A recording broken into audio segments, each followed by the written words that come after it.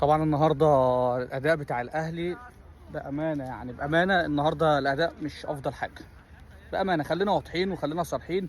النهارده الاهلي بيفقد نقطتين في اول الدهر في اول الدوري، انا اسف. عايز اقول لك ان النهارده الاهلي كان الطبيعي ان هو يكسب، مع احترامي المودرن سبورت. يعني النهارده لعيبه الاهلي، انا اسف، يعني بكل المصاريف وبكل الضخم الفلوس والاعلام والصخب الجماهيري اللي كان موجود النهارده، يعني النهارده بامانه لا الاهلي النهارده مش احسن حاجه ومش افضل حاجه.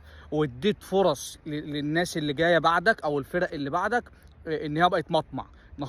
النهارده المفروض ان البدايه تبقى اقوى من كده، تبعت رساله. انت لسه في اول الدوري، كنت المفروض تبقى اقوى من كده. كنت تبعت رساله، انت عندك فرقه، انت بتلعب بنجوم منتخب افريقيا.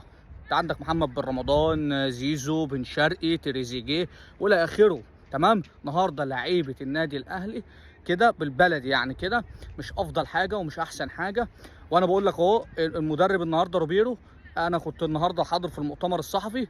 مدرب فقير فنيا، قسما بالله العلي العظيم ثلاثة. مدرب فقير فنيا، ومدرب مش اللي هو يمسك الاهلي بامانه. وانا حتى الصحفي ساله في المؤتمر الصحفي، قال له انت مش هتكمل 5 ماتشات. وانا بقول لك اهو، الراجل فقير قوي قوي في ردوده. حتى الصحفي بيساله على اليو ديانج بتاع، قال له انا مش هرد على السؤال. راجل فقير فنيا. وكل التوفيق للنادي الاهلي وهارد لك للنادي الاهلي في بدايه الموسم الجديد ان شاء الله.